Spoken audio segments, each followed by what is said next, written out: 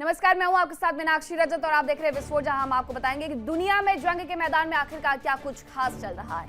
लेकिन सबसे पहले ये जान लीजिए कि विस्फोट में आज वो कौन सी खबरें हैं जो हम आपके लिए लेकर के आए हैं। तो सबसे पहले हम बात करेंगे कि मिडिल ईस्ट में जो जंग के दौरान सबसे संवेदनशील मुद्दा रहा हॉर्मुज, ये वो रास्ता है जिससे दुनिया की तेल और गैस की सप्लाई करीब 20% यहां से गुजरती है। और जंग की शुरुआत से ही माना यह जा रहा था कि ईरान हॉर्मुज पर शिकंजा कसकर दुनिया को परेशान कर सकता है और उसने ये बहुत शुरुआत में कह दिया था कि अगर ऐसा हुआ, जंग और ज्यादा बढ़ी, जंग उसके अनुकूल नहीं रही, तो वो पेट्रोल और डीजल के रुख में परिवर्तन करेगा और इसे $500 प्रति बैरल तक लेकर के जाएगा। लेकिन अभी की अगर मैं बात करूं तो ब्रेंट क्रूड ऑयल की कीमतें $125 प्रति बैरल के पार चली गई है। ईरान ने हॉर्मुज से तेल और गैस की सप्लाई रोक दी। दुनिया भर में हाहाकार मच गया है। आज हम आपको हॉर्मुज में ईरान के एक्शन से दुनिया को कितनी टेंशन हुई है, इसके बारे में बताएंगे और साथ ही इससे क्या क्या खतरा पनपने लगे हैं उसके बारे में भी समझाएंगे। दूसरी खबर में हम बात करेंगे कि ईरान ने हॉर्मुज पर शिकंजा कसा, तो इससे केवल यूरोपीय और एशियाई देश ही परेशान नहीं हुए, इससे नुकसान अरब देशों को भी उठाना पड़ा है, क्योंकि हॉर्मुज से होकर ना तो उनका तेल दूसरे देशों तक जा पा रहा है और ना ही हॉर्मुज के रास्ते उनके लिए जरूरी सामान आ पा रहा है। ऐसे में अब दुनिया कुछ ऐसे विकल्पों पर विचार कर रही है जिनके तैयार हो जाने के बाद ईरान हॉर्मुज पर कब्जा होने का चाहे जितना दावा कर ले, लेकिन दुनिया भर में तेल और गैस की सप्लाई बदस्तूर जारी रहेगी। आज हम आपको इन खास विकल्पों के बारे में भी बताएंगे। तीसरी खबर में हम चर्चा करेंगे जंग के दौरान ईरान को हॉर्मुज के रूप में कमाई का जो एक बड़ा जरिया मिला उसके बारे में। ईरान ने हॉर्मुज से गुजरने वाले जहाजों से अब टोल टैक्स वसूलना शुरू कर दिया है। ईरान ने समझौते में भी इस शर्त को जोड़ा कि उसका हॉर्मुज पर दबदबा बना रहे, लेकिन हॉर्मुज से ईरान को दोहरी आय होने जा रही है। माना यह जा रहा है कि अब ईरान हॉर्मुज से होकर गुजरने वाली अरब देशों की डिजिटल लाइफलाइन पर भी शिकंजा कसने की तैयारी में है। यानी उसने हॉर्मुज में बिछे अंडरसी केबल्स के जरिए कमाई का एक और जरिया खोज दिया है। आज हम आपको इस बारे में समझाएंगे कि ये अंडरसी केबल्स अगर इस पर टैक्स नहीं दिया तो दुनिया भर के लिए एक और मुसीबतों का खजाना किस तरीके से ईरान खोलने वाला है। मिडिल ईस्ट में जंग भले ही अमेरिका और ईरान के बीच हो रही है, भले ही तबाही की बयार ईरान में लगी हुई नजर आती है, भले ही जेब अमेरिका की कट रही है, लेकिन जंग की आंच पूरी दुनिया को अपनी चपेट में ले रही है। हॉर्मुज से होकर दुनिया भर तक पहुंचने वाले तेल और गैस की सप्लाई प्रभावित हुई है, तो कई देशों में हाहाकार मच गया है। लॉकडाउन जैसे हालात पैदा हो गए हैं। पेट्रोल, डीजल, राशनिंग, सब पर खर्चे बढ़े हुए नजर आते हैं। आपको दिखाते हैं कि जंग से पूरी दुनिया में किस तरह के हालात पैदा हो गए हैं।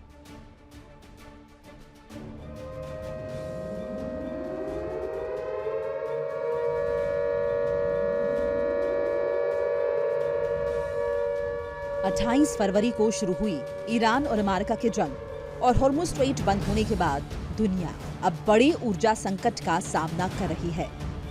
तेल और गैस सप्लाई प्रभावित होने से कई देशों में महंगाई बढ़ रही है, उड़ानें कम हो रही हैं और सरकारों को सख्त फैसले लेने पड़ रहे हैं। अंतर्राष्ट्रीय ऊर्जा एजेंसी यानी IEA का मानना है कि इतिहास का सबसे बड़ा वैश्विक ऊर्जा संकट बनता जा रहा है। बताया जा रहा है कि 60 से ज्यादा देशों ने करीब 200 नीतियां लागू की हैं ताकि ईंधन बचाया जा सके और आम लोगों पर असर कम हो। जंग की वजह से एक समय ब्रेंट क्रूड $120 प्रति बैरल तक पहुंच चुका है, जबकि एशियाई देशों ने अपना बजट $70 प्रति बैरल मानकर बताया था। हालांकि युद्ध के पहले ही आशंका जताई जा रही थी कि ईरान हॉर्मुज का गला कसकर दुनिया को तड़पने पर मजबूर कर सकता है, लेकिन ऐसी स्थिति होगी इसकी आशंका शायद किसी को नहीं थी। पहले ईरान ने हॉर्मुज पर शिकंजा कसा और फिर अमेरिका ने हॉर्मुज पर नाकाबंदी की। हालात ऐसे हो गए हैं कि कई देशों को ईंधन बचाने के लिए उपाय लागू करने पड़े और कई देशों में हालात लॉकडाउन जैसे हो गए।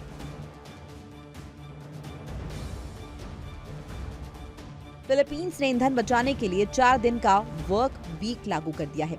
गरीब परिवारों को सब्सिडी दी गई है, लेकिन ऊंची ऊर्जा कीमतों की वजह से कारोबार और बाजार की रफ्तार धीमी पड़ गई है।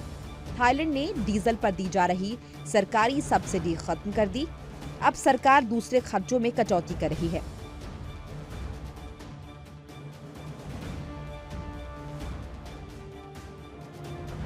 वियतनाम ने ईंधन टैक्स में छूट दी। लेकिन जेट फ्यूल की कमी के कारण उड़ानें कम करनी पड़ी। इससे पर्यटन उद्योग पर असर पड़ा, जो देश की जीडीपी का करीब 8% है। वियतनाम ने तेल की कीमतों को कंट्रोल करने के लिए अपने फ्यूल प्राइस स्टेबलाइजेशन फंड का इस्तेमाल किया। जापान पहले अपनी जरूरत का 95% तेल मिडिल ईस्ट से आयात करता था, अब वो अमेरिका से तेल खरीद रहा है। बांग्लादेश ने ईंधन खरीद की सीमा तय कर दी, विश्वविद्यालय बंद किए जा चुके हैं और ऑयल डिपो पर सेना तैनात कर दी गई। एलपीजी सिलेंडर की कीमत 900 टका से बढ़कर 1500 टका हो गई है, जबकि गारमेंट इंडस्ट्री का उत्पादन 30 से 40% तक घट गया है।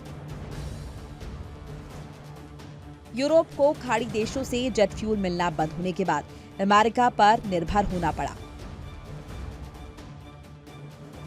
महंगाई बढ़ने लगी तो कई देशों ने राहत पैकेज दिए। जर्मनी और इटली समेत 8 देशों ने कोयला संयंत्र बंद करने की योजना फिलहाल टाल दी। यूनाइटेड नेशन डेवलपमेंट प्रोग्राम यानी यूएनडीपी के मुताबिक संकट से एशिया प्रशांत क्षेत्र को तकरीबन 299 अरब डॉलर यानी लगभग 29.9 लाख करोड़ रुपए का नुकसान हो सकता है। करीब 88 लाख लोग गरीबी की तरफ जा सकते हैं। एक्सपर्ट्स का कहना है कि अगर हॉर्मुज़ स्ट्रेट जल्द नहीं खुला तो आने वाले महीनों में ईंधन, बिजली, इंटरनेट, खाद्य और ट्रांसपोर्ट सभी और ज्यादा महंगे हो सकते हैं। Bureau report, India daily.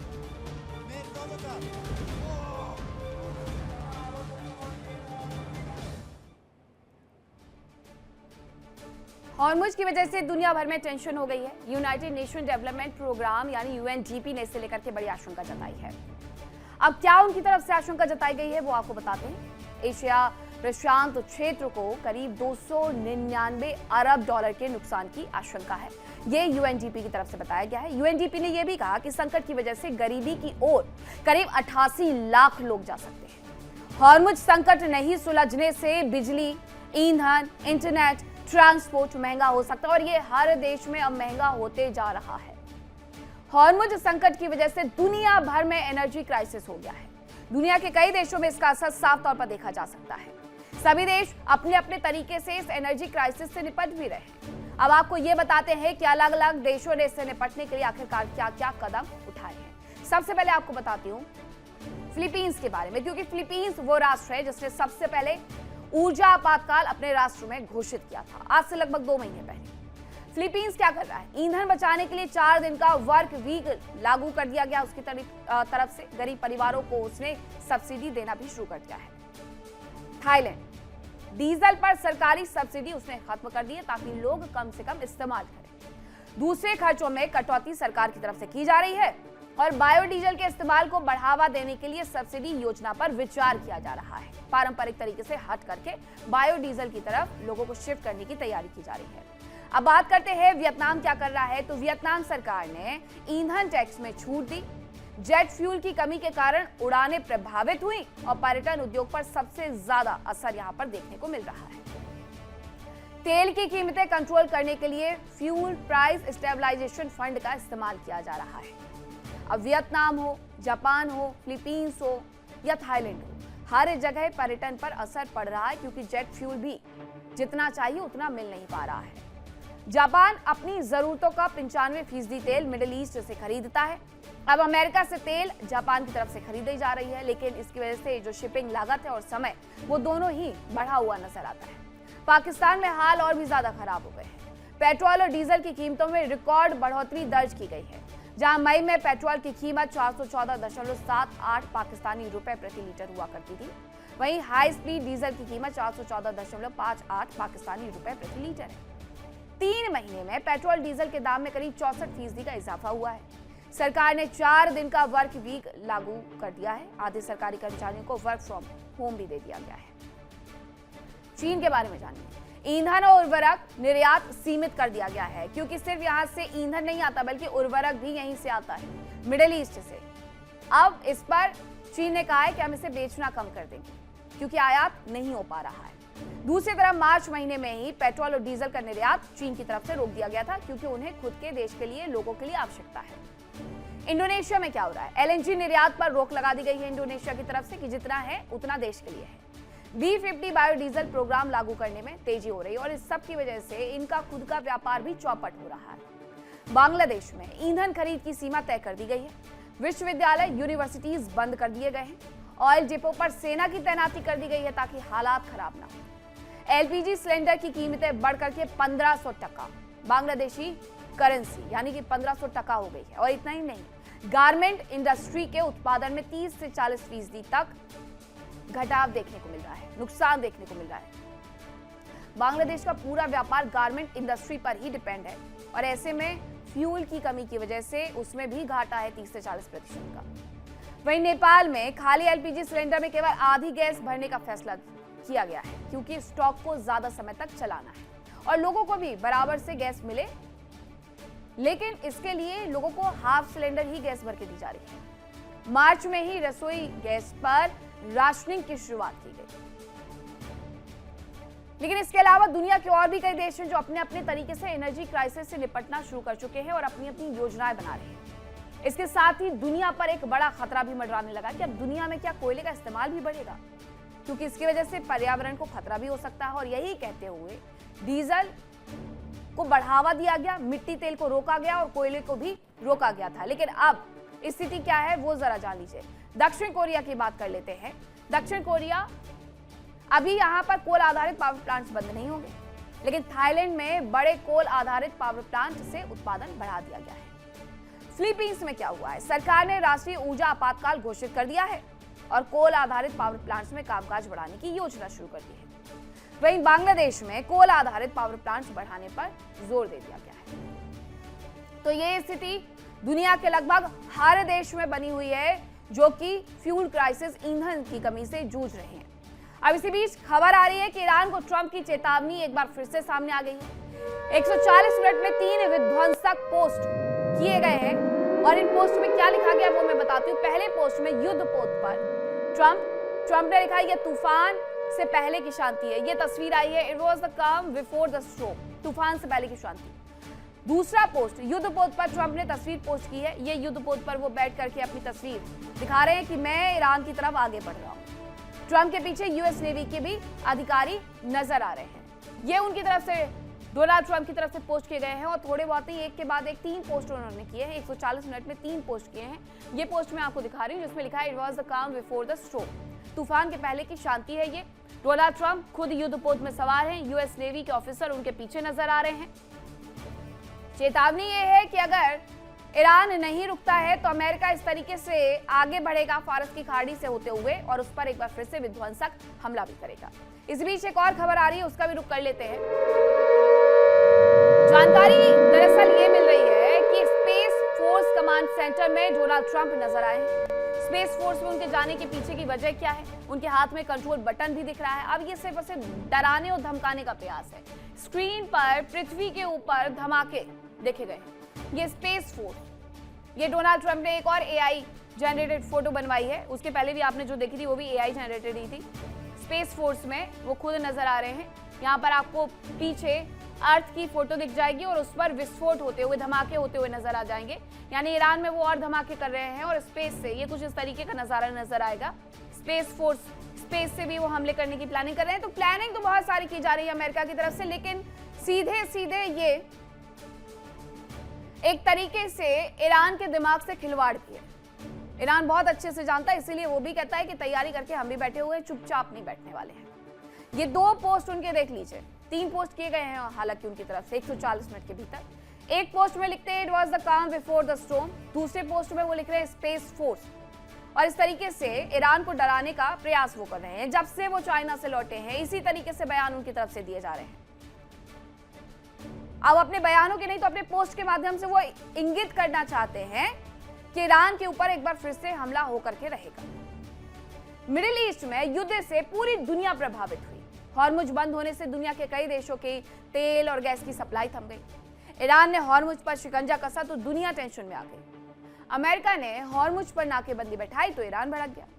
लेकिन इन सब के बीच में सऊदी अरब की पाइपलाइन से दुनिया भर में एनर्जी की सप्लाई अभी भी सुचारू रूप से हो रही है।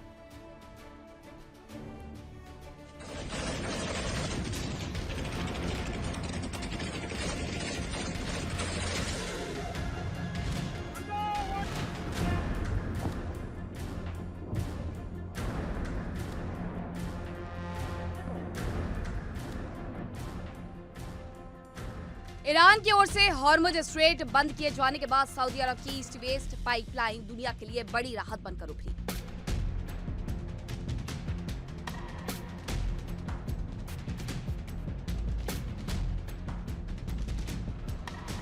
पिछले 70 दिनों में यंबू पोर्ट से 30 करोड़ बैरल तक तेल निर्यात किया गया। इसी वजह से वैश्विक तेल संकट कुछ हद तक काबू में रहा और कच्चे तेल की कीमतें $120 पार नहीं पहुंची। 28 फरवरी 2026 को जब ईरान ने सामरिक रूप से महत्वपूर्ण स्ट्रेट ऑफ हॉर्मुज को ब्लॉक किया तो दुनिया को लगा कि तेल की सप्लाई ठप हो जाएगी। लेकिन सऊदी अरब की ईस्ट वेस्ट पाइपलाइन ने इस मुसीबत की घड़ी में अहम भूमिका निभाई। शिपिंग डेटा के अनुसार दावा किया जा रहा है कि 28 फरवरी से 12 मई 2026 के बीच सऊदी अरब ने अकेले यंबू पोर्ट के जरिए लगभग 280 से 320 मिलियन बैरल कच्चे तेल का निर्यात किया। युद्ध से पहले इस रूट से होने वाला निर्यात मात्र 0.77 मिलियन बैरल प्रतिदिन था, जो अब औसतन 4 मिलियन बैरल प्रतिदिन के स्तर को पार कर गया। सऊदी अरामको ने अपनी 1200 किलोमीटर लंबी पाइपलाइन को उसकी पूरी क्षमता यानी 7 मिलियन बैरल प्रतिदिन पर संचालित कर वैश्विक तेल संकट को काफी हद तक नियंत्रित रखा। फरवरी 2026 में पश्चिम एशिया में युद्ध जैसे हालात बनने के बाद सऊदी अरब ने यंबू पोर्ट के जरिए तेल निर्यात तेजी से बढ़ाना शुरू किया।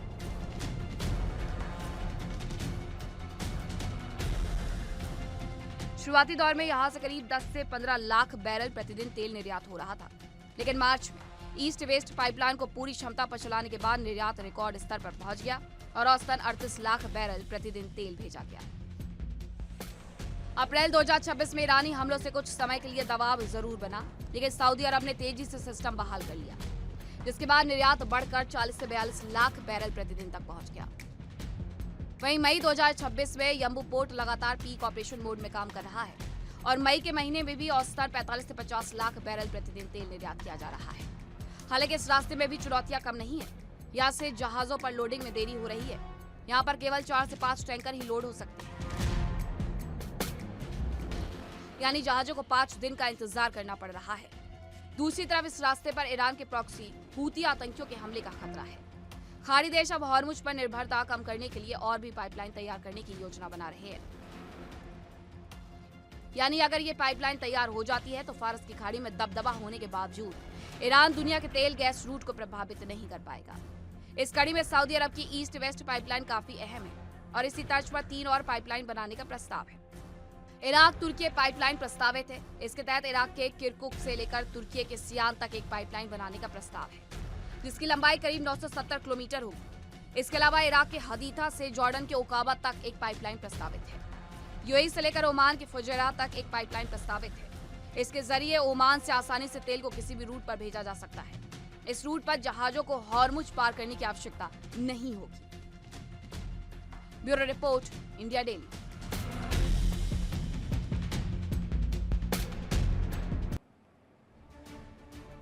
ऐसे वक्त में जब हॉर्मुज बंद होने की वजह से दुनिया भर में ऊर्जा पर संकट छाया हुआ था, दुनिया के लिए बड़ी राहत बनकर के आई है सऊदी अरब की ईस्ट वेस्ट पाइपलाइन। अब आपको ये बताते हैं कि इस पाइपलाइन की वजह से दुनिया को आखिरकार किस हद तक राहत मिलने वाली है। तो सऊदी अरब की जो ईस्ट वेस्ट पाइपलाइन है उसकी वजह से ये बड़ी राहत मिलने वाली है, क्योंकि यहाँ से सुचारू रूप से तेल की सप्लाई हो रही है। करीब 70 यंबू पोर्ट से निर्यात हुआ है 30 करोड़ बैरल तेल। 30 करोड़ बैरल तेल यहाँ से भेजा गया। युद्ध से पहले यंबू पोर्ट से तेल निर्यात जो होता था वो 77 मिलियन बैरल प्रतिदिन होता था, लेकिन अभी भी वही स्थिति है। फिलहाल यंबू पोर्ट से निर्यात हो रहा है 4 मिलियन बैरल प्रतिदिन का तेल। इसकी वजह से थोड़ी बहुत राहत पूरी दुनिया ले भी रही है। फरवरी 2026 से ही सऊदी ने यंबू पोर्ट से तेल का निर्यात बढ़ा दिया था, क्योंकि उसे पता था कि इस स्थिति में हॉर्मुज कभी न कभी तो बंद होगा ही। शुरुआत में 10 से 15 लाख बैरल प्रतिदिन निर्यात हुआ यहां से तेल। मार्च 2026 में औसतन तेल निर्यात यहां पर 38 बैरल प्रतिदिन रहा है।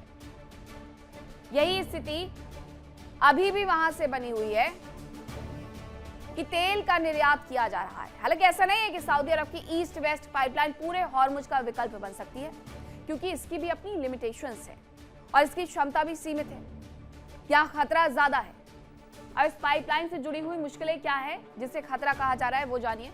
याम्बू पोर्ट पर एक साथ केवल 4 से 5 टैंकर ही लोड हो सकते हैं एक बार में, और इन्हें करीब 5 दिन का इंतजार करना पड़ता है। बाकी जो टैंकर्स खड़े रहते हैं कतार में, अब सिर्फ 4 से 5 टैंकर कोई बड़ा आंकड़ा नहीं है। ये लाल सागर में हूती आतंकियों के हमलों की आशंका रहती है, तो वहां से भी कभी भी पलटवार किया जा सकता है, इस बात का डर यहां सताए रहता है।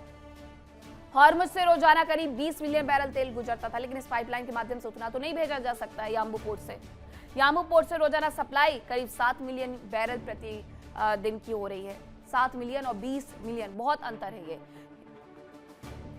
तो अब आप ये समझ गए होंगे कि किस तरीके से याम्बू पोर्ट एक ऑप्शन है, उससे ज्यादा कुछ नहीं। सऊदी अरब की ईस्ट वेस्ट पाइपलाइन ही नहीं, और भी ऐसी बहुत सारी पाइपलाइन प्रस्तावित है जो हॉर्मुज का विकल्प बन सकती हैं, और इनके बन जाने के बाद ईरान का जो दबदबा है वो काफी हद तक कम हो सकता है, फिर चाहे हॉर्मुज पर उसका कब्जा ही क्यों ना रहे। तो सबसे पहले मैं आपको बताती हूँ फुजैरा पाइपलाइन के बारे में, जो कि यूएई की पाइपलाइन है। ये आप देख रहे हैं यूएई की फुजैरा पाइपलाइन। ये यूएई से लेकर के ओमान की फुजैरा तक प्रस्तावित है, और ओमान से तेल की सप्लाई होगी। करीब 354 किलोमीटर लंबी हो सकती है ये पाइपलाइन। तेल की सप्लाई के लिए हॉर्मुज पार करने की आवश्यकता नहीं होगी, लेकिन ये अभी प्रस्तावित है, ये अभी बनी नहीं है। ये 354 किलोमीटर लंबी पाइपलाइन जो कि यूएई से ये फुजैरा तक जाएगी, ओमान तक जाएगी, ये अभी प्रस्तावित है। अब दूसरी जो पाइपलाइन है उसके बारे में भी आपको बता देते हैं। दूसरा दिखाइए, हदीथा अकावा पाइपलाइन। ये वाली पाइपलाइन जो आप देख रहे हैं, ये इराक जॉर्डन को क्रॉस करते हुए हदीथा से होते हुए अकावा जाएगी। ये पाइपलाइन भी प्रस्तावित है। इराक की हदीथा से जॉर्डन के अकावा तक की प्रस्तावित है। 1154 किलोमीटर लंबी हो सकती है, और लाल सागर से सप्लाई यहाँ पर तेल किया जा सकता है ये, इसलिए हॉर्मुज से इसकी भी पूरी निर्भरता कम हो जाएगी। अब आपको बताते हैं इराक तुर्की पाइपलाइन, सियान किरकुक, ये सीरिया को क्रॉस करते हुए जाएगी। इराक के किरकुक से ये तुर्की के सियान के लिए प्रस्तावित है। 970 किलोमीटर लंबी है, और भूमध्य सागर से सप्लाई तेल यहाँ पर किया जा सकता है।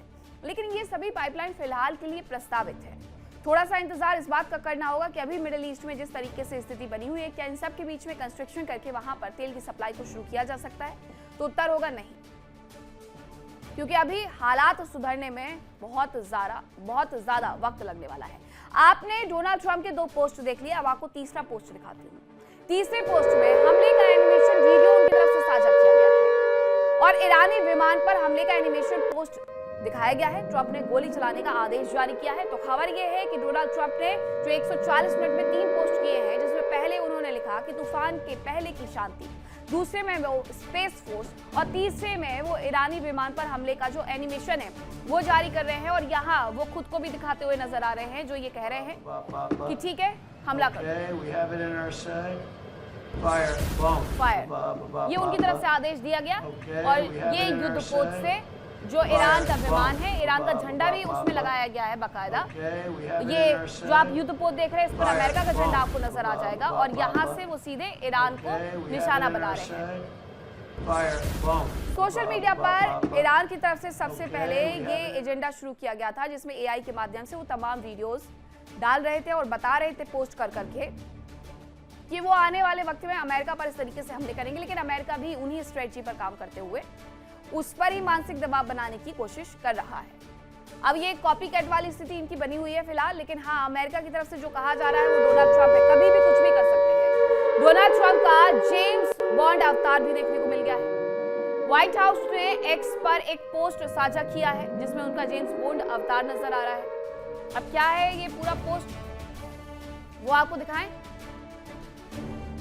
ये है make America great again 007, James bond की तरह पिक्चर क्लिक करवाते हुए डोनाल्ड ट्रंप। हालांकि ये भी सिर्फ एआई एडिटेड है, इसमें इनका जो मागा है मेक अमेरिका ग्रेट अगेन, उसके लिए वो ये गोलियां लेकर के, बंदूक लेकर के आगे बढ़ रहे हैं।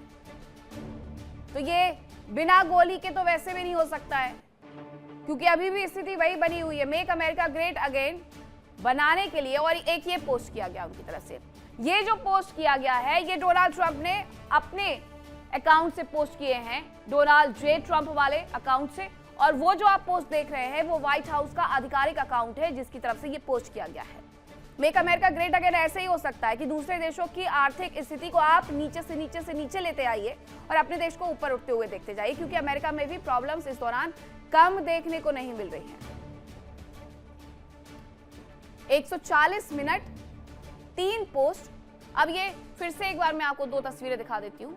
ये जो आप तस्वीर देख रहे हैं, एक बार फिर से आपको बता देती हूँ कि ये व्हाइट हाउस की तरफ से एक्स पर पोस्ट किया गया है, आधिकारिक अकाउंट व्हाइट हाउस का, जिसमें मेक अमेरिका ग्रेट अगेन लिखा गया है। ये जो आप पोस्ट देख रहे हैं, ये डोनाल्ड ट्रंप का, Donald J Trump social media account, जिससे ये पोस्ट किया गया है 140 मिनट में। ये तीसरा पोस्ट था।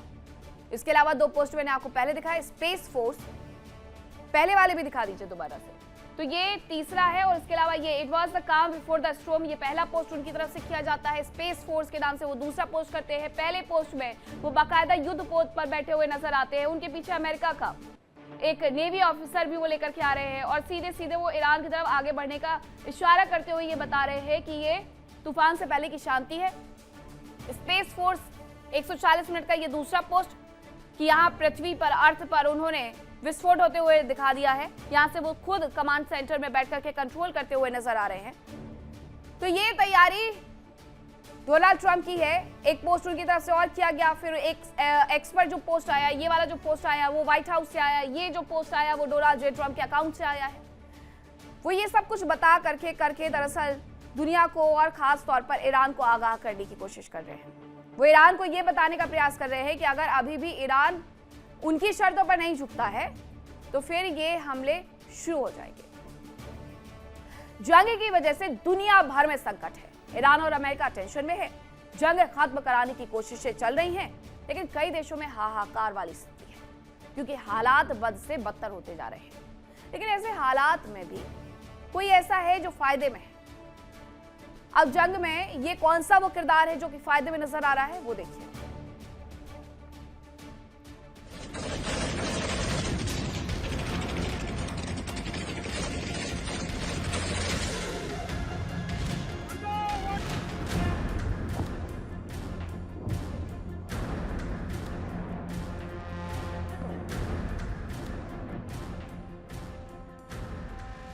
ईरान के एक्शन से दुनिया भर की शिपिंग लाइंस प्रभावित हुई हैं। ऊर्जा लाइन पर संकट मंडरा रहा है। होर्मुज से तेल और गैस की सप्लाई तकरीबन थम चुकी है और अब इसका फायदा पनामा नहर को मिल रहा है। दरअसल ईरान और अमेरिका ने होर्मुज में ऐसी नाकाबंदी लगाई कि दुनिया टेंशन में आ गई।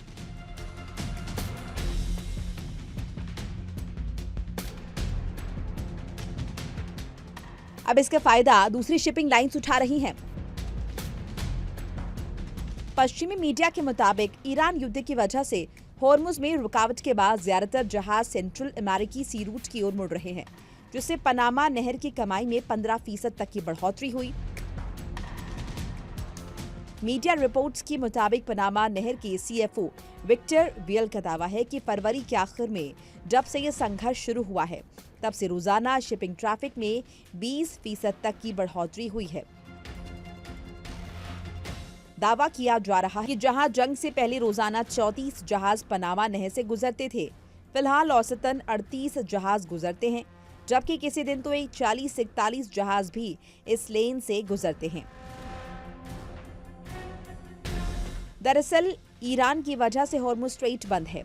उसके प्रॉक्सी संगठन हूती की वजह से बाब अल मांडेब भी बंद होता दिख रहा है। लाल सागर और अदन की खाड़ी के बीच मौजूद बाब अल मांडेब वैश्विक व्यापार का एक अहम रूट है। इस स्ट्रेट के प्रभावित होने से स्वेज कैनाल से होने वाली कमाई प्रभावित हुई है। अब यूरोपीय और पश्चिमी अफ्रीकी देश जिब्राल्टर स्ट्रेट, स्वेज कैनाल और बाब अल मांडेब होते हुए एशियाई देशों तक नहीं पहुंच पा रहे। ऐसे में अब ये भी ऑल्टरनेट रूट खोज रहे हैं। एशियाई ट्रेडर्स तेल, ईंधन और कोयले जैसी सूखी थोक चीजों की तलाश में हैं। ये चीजें अक्सर अमेरिका गल्फ कोस्ट से इस जलमार्ग के जरिए भेजी जाती हैं। पनामा नहर यूरोप और पश्चिमी अफ्रीकी देशों और एशियाई देशों के बीच व्यापार का एक अहम रास्ता बन सकता है। खबरों के मुताबिक पिछले महीने एक गैस टैंकर ने नहर पार करने के लिए $4 मिलियन का भुगतान किया था।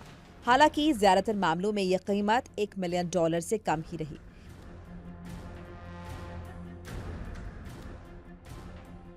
बताया जा रहा है कि पनामा नहर ने 1 अक्टूबर 2024 से 30 सितंबर 2025 तक के वित्त वर्ष में $5.71 बिलियन के रेवेन्यू पर $4.1 बिलियन का मुनाफा कमाया, जबकि सितंबर 2026 में खत्म होने वाले वित्त वर्ष के लिए मौजूदा रेवेन्यू का अनुमान 5.8 बिलियन है। Bureau report, India daily.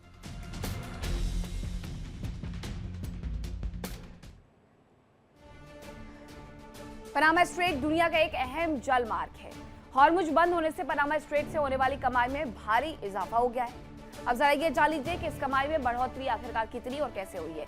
Middle east में संघर्ष से पनामा को फायदा हुआ। पनामा स्ट्रेट में जो व्यापार है वो ज्यादा से ज्यादा हुआ। सेंट्रल अमेरिकी सी रूट की ओर ज्यादातर जहाज मुड़ते जा रहे हैं क्योंकि ये रूट सुरक्षित है, यहाँ पर कोई खतरा नहीं है। पनामा नहर की कमाई में करीब 15% तक की बढ़ोतरी हुई है। यहाँ पर जो व्यापार 1.5% हुआ करता था वो बढ़ गया है अचानक से। युद्ध के दौरान शिपिंग ट्रैफिक 20% तक यहाँ पर बढ़ गया है। पहले पनामा नहर से रोजाना करीब 34 जहाज गुजरते थे, लेकिन अब इस संख्या में उछाल आया है। 38 जहाज यहाँ से गुजरने लगे हैं युद्ध के दौरान ही, और कभी कभी तो पनामा नहर से 40 से 41 जहाज भी गुजरते हैं। 20% से ज्यादा की बढ़ोतरी है ये। 1 अक्टूबर 2024 से 30 सितंबर 2025 तक के लिए वित्त वर्ष में कमाई भी पनामा की बढ़ गई है। पनामा नहर की कमाई करीब $5.71 बिलियन हो गई है और पनामा से $4.1 बिलियन का लाभ हुआ है। बहुत बड़ा नहीं है ये स्ट्रेट, बहुत ज्यादा जगह पर व्यापार नहीं होता है, लेकिन सबसे ज्यादा सुरक्षित है फिलहाल के लिए। अटलांटिक से होकर के अमेरिका तक ये रूट जाता है, लेकिन फिलहाल सबसे ज्यादा सुरक्षित यही है। दुनिया भर में कई जगह दो बड़े समुद्र के बीच पतला सा जो जलीय रास्ता होता है उसे स्ट्रेट कहते हैं, जैसे हॉर्मुज स्ट्रेट। दुनिया के अहम स्ट्रेट में बाब अल मंडेब है, हॉर्मुज शामिल है। इसके अलावा और भी बहुत सारे ऐसे जलमार्ग हैं जो कि व्यापारिक रूप से काफी अहमियत रखते हैं। अब कौन कौन से वो जलमार्ग है वो मैं आपको बताती हूँ। तो सबसे पहले मैं आपको बताती हूँ इंग्लिश चैनल के बारे में। पहले आपको ये मैप के माध्यम से जरा समझा देती हूँ कि आखिरकार कहाँ से कितना व्यापार होता है। अगर आप इंग्लिश चैनल देखेंगे तो 29.9% का व्यापार होता है। स्ट्रेट ऑफ मलक्का से 34.5 और साउथ चाइना सी से सबसे ज्यादा व्यापार होता है। अभी जरा रुकिएगा, ये मैप दिखाती हूँ। साउथ चाइना सी से 37.1% होता है। ईस्ट चाइना सी से 25.5% होता है। हॉर्मुज से 5.3% व्यापार होता है। लेकिन अभी हाहाकार मचा हुआ है ये 5.3% व्यापार होने के बावजूद।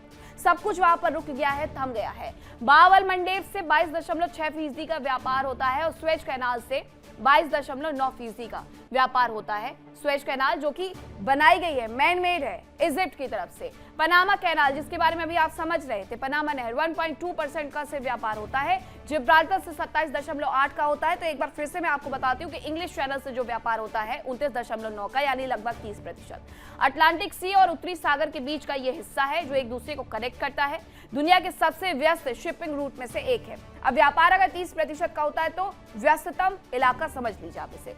और इसके अलावा ब्रिटेन का ये अहम समुद्री सुरक्षा कवच भी है। इसके साथ ही चैनल के नीचे से ब्रिटेन और फ्रांस का अहम रेल मार्ग भी गुजरता है और वो भी उसके व्यापार को और ज्यादा बढ़ोतरी प्रदान करता है।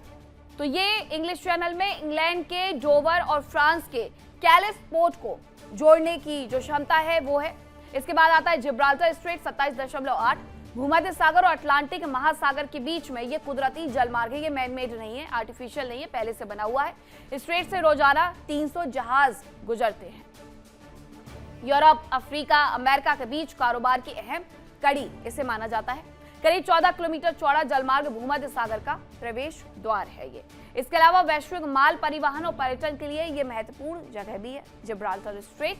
इसके बाद आता है स्वेज कैनाल, ये इजिप्ट का है।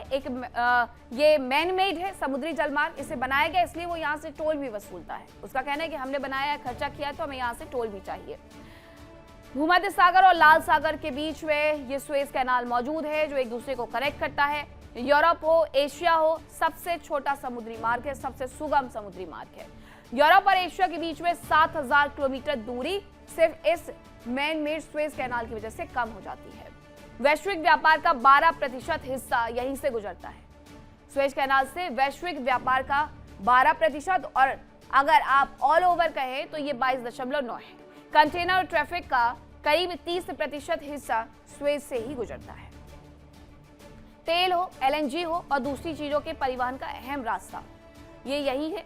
स्वेज कैनाल में जहाज पर ट्रांजिट फीस हो या फिर नेविगेशन टोल हो, इजिप्ट लगाता है क्योंकि ये उसकी तरफ से बनाया गया है। और साउथ चाइना सी के बारे में जान लीजिए। 37.1% का व्यापार होता है। दुनिया की ये सबसे अहम और तनावपूर्ण जलमार्गों में से एक है।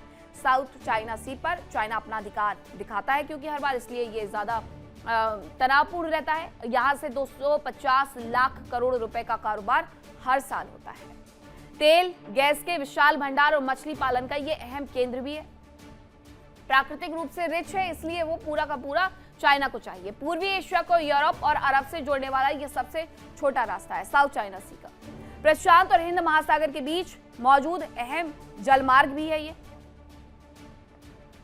चीन का फिलीपींस, वियतनाम, मलेशिया और ताइवान के साथ साउथ चाइना सी को लेकर के विवाद हमेशा चलता रहता है। तो ये स्थिति है महत्वपूर्ण व्यापारिक रूट्स की। वैश्विक व्यापार के रास्तों के बारे में अगर बात की जाए तो पहला रास्ता जिब्राल्टर स्ट्रेट, स्वेज कैनाल और बाब अल मंडेब से होते हुए व्यापार होता था। इससे यूरोप और एशिया के बीच व्यापार का रास्ता छोटा हो जाता था। तो वैश्विक व्यापार का ये जो पहला रूट है उसके बारे में मैं आपको बताती हूँ। ये बाब अल मंडेब स्वेज कैनाल से होते हुए ये भूमध्य सागर, फारस की खाड़ी, हॉर्मुज स्ट्रेट से गुजरते हुए ईरान से लेकर के यूरोप यानी एशिया टू यूरोप जाता है ये पूरा व्यापार। 7000 से 8900 किलोमीटर की दूरी इसकी वजह से कम हो जाती है और ये पहला रूट यूरोप और एशिया के बीच की यात्रा में 10 से 14 दिन कम कर देता है। इसीलिए तो ये जरूरी है कि अगर हॉर्मुज बंद हो गया उसके बाद बाब अल मंडेब के साथ भी यही किया गया तो दुनिया भर में व्यापार ठप हो जाएगा सिर्फ एक हॉर्मुज स्ट्रेट के बंद होने से जब इतना असर पड़ा है। रूट से 12% समुद्री व्यापार और 30% कंटेनर ट्रैफिक गुजरता है। कच्चा तेल, LNG, दूसरे कंटेनर सामान का तेजी से परिवहन यहां से होता है। दूसरा रूट ये भी ईरान से लेकर के अरब सागर, फारस की खाड़ी, हिंद महासागर और मेडागास्कर इसमें इंक्लूड हो जाता है। अफ्रीका क्योंकि अफ्रीका से पूरा जाता है और यूरोप भी इसमें। Asia, Africa, Europe. अफ्रीका के दक्षिणी छोर केप ऑफ गुड होप से होकर के ये रास्ता गुजरता है। दूसरा व्यापारिक रूट स्वेज नहर के रास्ते के मुकाबले ये रास्ता लेकिन लंबा हो जाता है क्योंकि इसमें अफ्रीका भी शामिल हो गया इसके साथ ही। स्वेज की तुलना में 42% इसकी दूरी अधिक हो जाती है, इसलिए ये सुगम भी नहीं है। समुद्री लुटेरों के हमले और हूथी लड़ाकों से आतंक से ये सुरक्षित है लेकिन उनका खतरा रहता है। रास्ता लंबा होने के कारण ईंधन की खपत बहुत ज्यादा होती है और समुद्र में मौसम कभी भी बदल सकता है। ज्यादातर मौसम पर निर्भरता रहती है, इसलिए भी ये रास्ता उतना सुगम नहीं है। तो पहला रूट सुगम तो है लेकिन फिलहाल के लिए बंद कर दिया गया है। अब खबर ये है कि हॉर्मुज में ईरान का जो नया ब्लॉकेड प्लान है वो देखने को मिल रहा है। ईरान के NSA इब्राहिम अजीजी ने ऐलान किया है। क्या ऐलान किया है वो मैं आपको बताऊंगी, लेकिन ईरान पर ब्लॉकेड को लेकर के उन्होंने एक बहुत बड़ा प्लान साझा कर लिया है। ये है वो NSA जिनकी हम बात कर रहे हैं, इब्राहिम अजीजी। हॉर्मुज पर ईरान का एक्शन प्लान तैयार है। उनका कहना है ईरान ने हॉर्मुज में वसूली के लिए एक नई स्ट्रेटजी तैयार कर ली है। 2 लाइन में आकर के उन्होंने दरअसल ये पूरा बयान खत्म कर दिया। उनका कहना है कि हॉर्मुज में हम वसूली करेंगे, उसके लिए हमारी एक नई स्ट्रेटजी तैयार हो गई है। अब वो स्ट्रेटजी क्या होगी उसके बारे में भी मैं आपको बताऊंगी। अब खबर ये आ रही है कि हॉर्मुज पर टोल वसूलने की तैयारी जो ईरान की तरफ से की जा रही है, हालांकि वो बहुत सारे देशों से फिलहाल के लिए टोल वसूलते जा रहा है, लेकिन वो ये कह रहा है कि हम जो टोल वसूल रहे हैं उसमें हम जहाजों की सुरक्षा सुनिश्चित करेंगे। ईरान के मित्र देश को इजाजत दे दी जाएगी, वहां से टोल नहीं वसूला जाएगा। यूएस इजराइल के जहाजों को कोई अनुमति नहीं है। हालांकि बहुत पहले स्टार्टिंग में स्पष्ट कर दिया गया था कि हॉर्मुज से होकर के यूएस और इजराइल के जहाज वो नहीं जाने देंगे। मित्र देशों से वो किसी भी तरीके से कोई भी टोल नहीं वसूलेंगे और इसके साथ साथ जिन देशों से वो टोल ले रहे हैं उन्हें वो पूरी सुरक्षा मुहैया करवाएंगे। उसका जो स्टैंड पहले था वही स्टैंड आज भी है। वो अपने स्टैंड में एक बार फिर से क्लैरिटी दे रहा है। अरब जगत में युद्ध के दौरान सबसे संवेदनशील मुद्दा हॉर्मुज रहा है। ईरान ने एक्शन से दुनिया भर में हाहाकार मचा दिया। तेल और गैस की सप्लाई रुकने से कई देश टेंशन में आ गए। कई जगह पर पेट्रोल पंपों पर ताला लटका मिला है। लेकिन अब दुनिया पर एक और खतरा मंडराने लगा है और वो खतरा डिजिटल ब्लैकआउट का है। इस खतरे के साथ ही ईरान को सबसे बड़ा फायदा भी होने वाला है, लेकिन दुनिया भर को इसकी वजह से नुकसान होगा।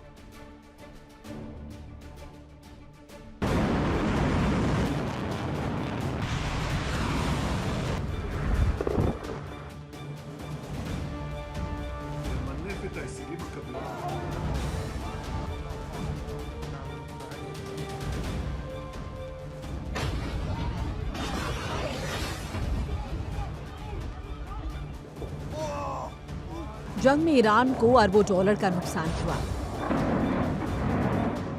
उसके सैन्य प्रतिष्ठान, मिसाइल और ड्रोन लॉन्चर्स तबाह हुए। कई अहम ठिकाने मलबे के ढेर में बदल गए। लेकिन इस जंग से ईरान ही सबसे ज्यादा फायदे में दिख रहा है। ईरान को होर्मुज के रूप में आय का एक परमानेंट साधन मिल गया। ईरान की शर्त है कि उसे होर्मुज से गुजरने वाले जहाजों से टोल टैक्स वसूलने का अधिकार मिले। इसके साथ ही अब वो दुनिया को एक और टेंशन देने के मूड में नजर आ रहा है। ईरान अब डिजिटल डेटा पर टैक्स लगाने की तैयारी में है। होर्मुज स्ट्रेट से ईरान की मर्जी के बिना कोई शिप नहीं गुजर सकता, तो दूसरी तरफ ट्रंप का ब्लॉकेड लगा है, जिसके चलते ईरानी जहाज नहीं गुजर पा रहे। तेल नहीं बेच पाने की वजह से ईरान को बड़ा नुकसान हो रहा है, जिसकी भरपाई अभी तक ईरान होर्मुज से गुजरने वाले जहाजों के बदले टोल टैक्स वसूल कर रहा था। लेकिन अब ईरान की तैयारी यहां से गुजरने वाले डिजिटल डेटा के बदले टैक्स वसूलने की है। ईरान होर्मुज से गुजरने वाले डिजिटल डेटा के बदले शुल्क वसूलने की तैयारी में है। ईरान होर्मुज में मौजूद फाइबर इंटरनेट केबल पर शुल्क लगा सकता है, यानी यहां से डेटा भेजने के बदले ईरान को टैक्स देना होगा। जो देश शुल्क नहीं चुकाएगा, ईरान उसके डेटा को ट्रांसफर नहीं होने देगा। मीडिया में आई खबरों में दावा किया गया है कि होर्मुज में बिछे अंडर वाटर केबल्स के जरिए बैंकिंग, शेयर बाजार और पैसे के लेन देन से जुड़ा डेटा ट्रांसफर होता है। इन केबल्स से प्रतिदिन तकरीबन $10 ट्रिलियन का वित्तीय डेटा गुजरता है। ईरान का मानना है कि इतनी बड़ी आर्थिक गतिविधि उसके अधिकार क्षेत्र से हो रही है, इसके बदले ईरान को शुल्क मिलना चाहिए।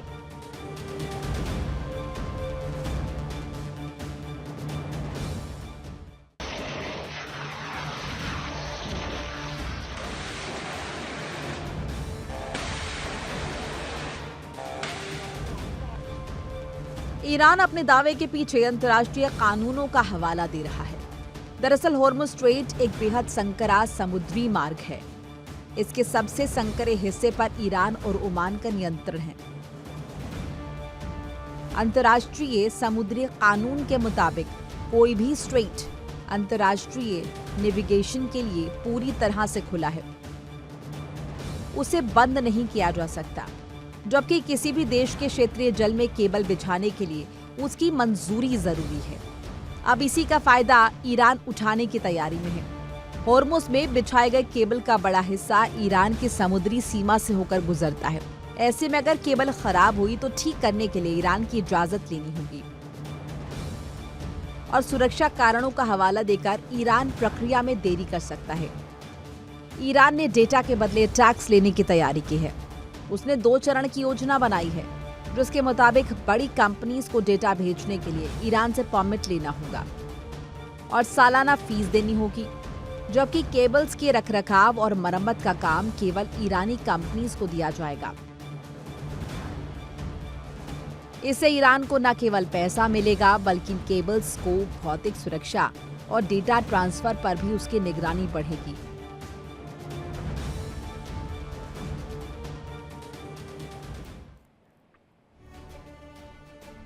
ईरान होर्मुज में जहाजों से टोल वसूल रहा है और अब खाड़ी में इंटरनेट ब्लैकआउट भी ला सकता है।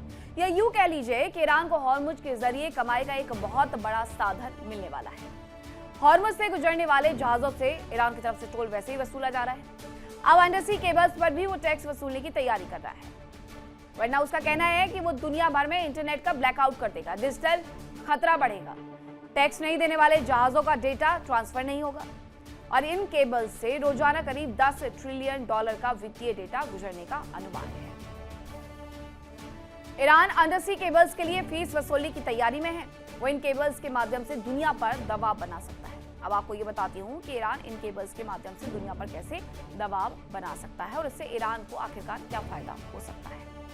तो बड़ी टेक कंपनियों से सालाना फीस से ईरान सालाना उनसे फीस ले सकता है। बड़ी टेक कंपनियों से डेटा ट्रांसफर के लिए ईरान की इजाजत जरूरी हो सकती है और केबल्स के रखरखाव का जिम्मा ईरान की कंपनियों को देने का दबाव भी बढ़ेगा। ईरान की आर्थिक आय बढ़ने के साथ ही डेटा पर निगरानी की तैयारी भी शुरू हो गई है। अंतर्राष्ट्रीय समंदर में बिछे केबल्स के लिए अंतर्राष्ट्रीय कानून है जिनके तहत इन्हें बिछाने का काम और मेंटेनेंस का काम होता है। ईरान भी इन अंतर्राष्ट्रीय कानूनों का हवाला दे रहा है। अब आपको ये बताती हूँ कि ईरान इन कानूनों का किस तरीके से फायदा उठा सकता है और दुनिया को ब्लैकमेल कर सकता है। अंतर्राष्ट्रीय कानूनों का हवाला ईरान की तरफ से दिया जा सकता है कि जिस देश से होकर के ये गुजरती है उसी देश को उसका रखरखाव भी करना है और उसी देश को मेंटेनेंस संभाल करके पैसे भी चाहिए होंगे। हॉर्मुज का जो सकरा हिस्सा ओमान और ईरान के नियंत्रण में है, वहां से बहुत सारी केबल्स गुजरती हैं। अंतर्राष्ट्रीय कानून के अनुसार नेविगेशन के लिए सभी स्ट्रेट खुले हुए हैं। कोई भी देश अंतर्राष्ट्रीय जलमार्गों को बंद नहीं कर सकता, जैसा कि अभी ईरान ने किया हुआ है, क्योंकि अमेरिका आकर के बीच में बैठ गया है। इस वजह से ईरान ने भी उसे बंद कर दिया। जलीय क्षेत्र में मौजूद केबल्स की मरम्मत के लिए देश की मंजूरी जरूरी होती है, ये कानून भी कहता है। हॉर्मुज में बिछे केबल्स की मरम्मत का काम प्रभावित तेहरान कर सकता है और बिल्कुल करेगा उसे, क्योंकि स्थिति अपने हिसाब से अपने अनुकूल चाहिए है। केबल्स खराब होने पर ठीक करने की इजाजत में देरी ईरान की तरफ से हो सकती है। वो जब चाहेगा तब वहां से इजाजत देगा। वो ये भी कह सकता है कि अभी परिस्थितियां सुरक्षित नहीं है, इसलिए यहाँ पर कोई भी केबल्स को आप ठीक कर नहीं पाएंगे। सुरक्षा कारणों का हवाला देकर के प्रक्रिया में वो देरी कर सकता है। अंतर्राष्ट्रीय स्तर पर डेटा ट्रांसफर इसकी वजह से प्रभावित होगा और सीधी सीधी टेक कंपनियों से वो पैसे की डिमांड भी करने लगेंगे कि यहाँ से होकर के जो भी डेटा गुजरता है, अगर आप चाहते हैं कि वो ठीक रहे तो उसके लिए आपको बाकायदा टैक्स देना होगा। हॉर्मुज में बिछे केबल्स खाड़ी देशों के लिए काफी अहमियत भी रखते हैं। अब आपको ये बताती हूँ कि किन देशों का तकरीबन कितना काम इन केबल्स के माध्यम से डेटा ट्रांसफर पर निर्भर है। सबसे पहले आपको बताती हूँ कुवैत के बारे में। तो कुवैत में केबल से करीब 95% डेटा का ट्रांसफर होता है। वहीं बहरीन में इन केबल्स से 95% डेटा ट्रांसफर होता है। यूएई की भी यही स्थिति है, 90% डेटा ट्रांसफर होता है। सऊदी अरब में इन केबल से 85% का डेटा ट्रांसफर होता है। अगर आप सोचें कि भारत के लिए क्या, तो भारत के लिए भी यही स्थिति है। भारत के लिए भी स्थितियां बहुत अनुकूल नहीं रहेंगी अगर यहाँ डेटा केबल्स पर हमला कर दिया जाता है। हॉर्मुज को लेकर के ईरानी मीडिया की तरफ से एक बड़ा दावा किया गया है। अब ये पूरी खबर क्या, चलिए आपको बताती हूँ। हॉर्मुज पर ईरानी मीडिया बड़ा दावा कर रहा है और दावा करते हुए कह रहा है कि ईरान के संपर्क में कई यूरोपीय देश है। ये बहुत बड़ा दावा है। ईरान ये कह रहा है कि उसके संपर्क में बहुत सारे यूरोपियन कंट्रीज हैं। जहाजों के आवागमन को लेकर के बातचीत चल रही है। ये वही यूरोपियन कंट्रीज है जिनके सामने डोनाल्ड ट्रंप बार बार ये कहते रहे कि हॉर्मुज स्ट्रेट खुलवाने में मेरी मदद करो। यूरोपियन कंट्री ने सीधा जवाब दिया कि आपकी लड़ाई आप जानिए। लेकिन ईरान ये कह रहा है, ईरानी मीडिया ये दावा कर रहा है कि बहुत सारी यूरोपियन कंट्रीज के साथ हम संपर्क में हैं और जहाजों के आवागमन को लेकर के हम बातचीत कर रहे हैं। और आपको याद भी होगा कि ब्रिटेन की तरफ से सीधे सीधे एक मीटिंग बुला ली गई। एक नहीं बल्कि दो मीटिंग बुला ली गई हॉर्मुज के मुद्दे पर। एक और खबर आ रही है कि यूरोप की ओर अमेरिकी विमान रवाना हुआ है। 11C और 17A विमान यह यूरोप की तरफ रवाना हो चुका है। 11C-17A विमान दरअसल रवाना हुए हैं और यूरोप की ओर से मध्य पूर्व से यूरोप की तरफ ये रवाना हुए हैं। 11-17CA उनकी तरफ से भेज दिए गए हैं। उसके पहले भी ग्लोबमास्टर भेजे गए थे। ये इराक की तरफ भेजे गए थे, लेकिन अब ये दूसरी तरफ में भेजे जा रहे हैं। यूरोप की तरफ इन्हें भेजा जा रहा है। अमेरिकी विमानों का रुख आखिरकार बार बार इतना बदल क्यों रहा है? क्या इसके पीछे की सीधी सीधी वजह यह है कि आगे आने वाले वक्त में वो एक बार फिर से मिडिल ईस्ट में हाहाकार लाने वाला है। इस युद्ध में वो बातचीत की कोई भी गुंजाइश छोड़ना नहीं चाहता और डोनाल्ड ट्रंप ने तो बयान भी दे दिया है कि मध्यस्थता पाकिस्तान की तरफ से की जा रही थी, इसलिए हमने पाकिस्तान पर उपकार कर दिया। ईरान और अमेरिका का जो सीज फायर हुआ है उसे लेकर के बड़ा बयान दिया गया अमेरिका की तरफ से। डोनाल्ड ट्रंप ने यह कहा कि ईरान और अमेरिका के बीच सीज फायर पाकिस्तान के ऊपर उपकार है, क्योंकि वो मध्यस्थता कर रहा था। इसलिए उसने कहा कि कुछ नहीं तो कुछ दे दे, वरना दुनिया के सामने वैसे ही थूथू हो जाएगी। अब 11 C-17A विमान यूरोप की तरफ भेज दिए गए हैं। ये मध्य पूर्व से यूरोप की ओर रवाना कर दिए गए हैं। इराक में तैनाती, इजराइल में तैनाती और अब ये यूरोप में तैनाती। अब देखिए, आपको ये मैप के माध्यम से तस्वीरें मैं आपको दिखा देती हूँ। ये मूवमेंट करते हुए नजर आ रहे हैं। ग्रीस के ऊपर से आपको निकलते हुए नजर आ जाएंगे। ये दूसरी तरफ जाते हुए ऑस्ट्रिया, क्रोएशिया, इटली को क्रॉस करते हुए ये तैनातियां अलग अलग जगह पर की जा रही हैं। ये हर जगह यूरोप में तैनाती की जा रही है। इजराइल से लेकर करके ग्रीस से होते हुए Serbia, Hungary, Slovakia, Austria, Croatia, यहाँ से होते हुए इटली होते हुए ये हर तरफ मेडिटेरियन सी की तरफ ये तैनातियां आखिरकार की क्यों जा रही हैं? सबसे बड़ा सवाल ये है। और इस सवाल का जवाब वही है कि डोनाल्ड ट्रंप बातचीत पर किसी भी तरीके से कोई भरोसा नहीं रखते। उन्हें पता है कि सिर्फ और सिर्फ युद्ध ही लड़ना है, इसीलिए वो इस युद्ध में और आगे बढ़ते हुए तैयारियों को धार देते हुए नजर आ रहे हैं। और डोनाल्ड ट्रंप तो कई बार ये कह चुके हैं कि हमारी तैयारी पूरी है। ईरान भी ये कहता है कि हमारी तैयारी पूरी है। दोनों ही देशों की तैयारी पूरी है। यानी दुनिया एक बार फिर से ये देखना शुरू कर दे कि अमेरिका, ईरान और इजराइल का सेकेंड फेज का वॉर शुरू हो चुका है। ये कुछ वक्त की शांति, जैसा डोनाल्ड ट्रंप ने कहा भी कि तूफान के पहले की शांति है। ये कुछ वक्त की शांति तूफान वाली ही शांति है। अमेरिका और ईरान के बीच में तनातनी तेज होते जा रही है। ईरान लगातार अमेरिका को बड़ा नुकसान पहुंचाने की धमकी दे रहा है, तो वही अमेरिकी सेना भी अपनी तैयारियों को धार दे रही है। समझौते की कोशिशें नाकामयाब, दोनों ही अपनी अपनी शर्तों पर अड़े हैं। इन सब के बीच में ईरान ने ऐसी धमकी दी जिसे सुनकर के अमेरिका के पसीने छूट गए।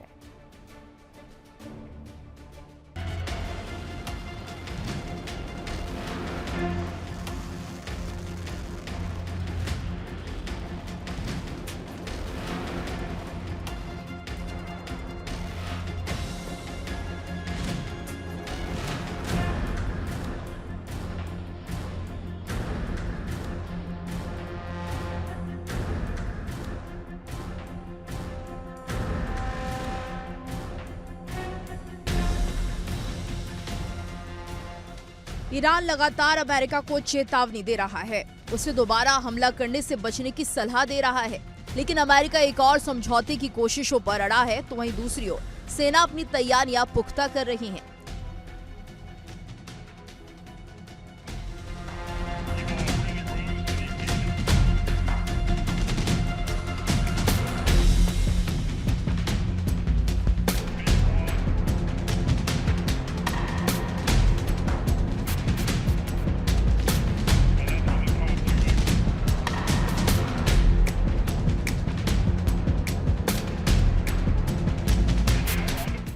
ईरान ने वैसी धमकी दी है जिससे अमेरिका की पेशानी पर भी बल पड़ गए। ईरान ने अब डर्टी बम के इस्तेमाल की चेतावनी दी है। ईरान के पास करीब 60% तक एनरिच्ड यूरेनियम का बड़ा भंडार है, जिससे रेडियोलॉजिकल प्रदूषण का खतरा होता है। ईरान की ओर से चेतावनी दी गई है कि अगर उस पर बड़ा हमला होता है तो वो संवर्धित यूरेनियम का इस्तेमाल कर डर्टी बम जैसे हथियारों का उपयोग कर सकता है।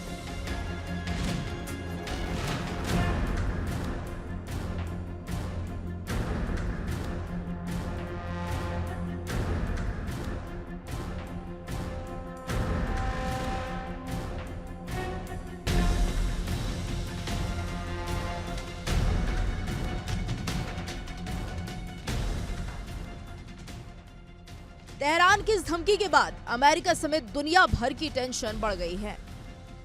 जानकारी के मुताबिक डर्टी बम में TNT जैसे पारंपरिक विस्फोटकों के साथ एनरिच्ड यूरेनियम का इस्तेमाल किया जाता है। हालांकि परमाणु विस्फोट जैसा विनाशकारी नहीं होता, लेकिन इसके फटने से बड़े इलाके में रेडियोलॉजिकल प्रदूषण फैल जाता है, जिस वजह से वो इलाका कई दशकों तक रहने लायक नहीं रहता। तेहरान की धमकी से अमेरिका की टेंशन जरूर बढ़ गई है। हालांकि अमेरिका ने इसे ईरान की परेशानी में दी गई धमकी करार दिया है। इस बीच खबर है कि हॉर्मुज में ईरान ने अंडर वाटर ड्रोन नरवाल तैनात कर दिया है। ईरान के इस कदम ने अमेरिकी नेवी की टेंशन बढ़ा दी है।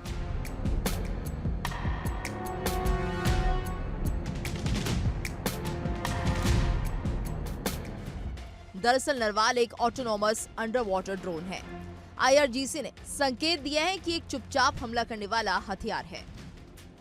खबरों के मुताबिक 8-9 मई 2026 के बीच हुए एक टकराव में नरवाल ड्रोन ने एक अमेरिकी डिस्ट्रॉयर को निशाना बनाया। दावा किया गया कि ये ड्रोन अमेरिकी जहाज के सोनार सिस्टम को चकमा देकर उसके प्रोपेलर के बेहद करीब पहुंच गया और उसमें फंसकर तकनीकी खराबी पैदा कर दी, जिससे अमेरिकी विध्वंसक को काफी ज्यादा नुकसान हुआ।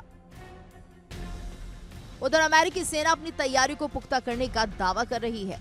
सेंटकॉम के मुताबिक वो अब ईरानी अंडर वाटर ड्रोन का मुकाबला करने के लिए खास माइन क्लियरेंस और ड्रोन हंटर सिस्टम तैनात कर रहे हैं।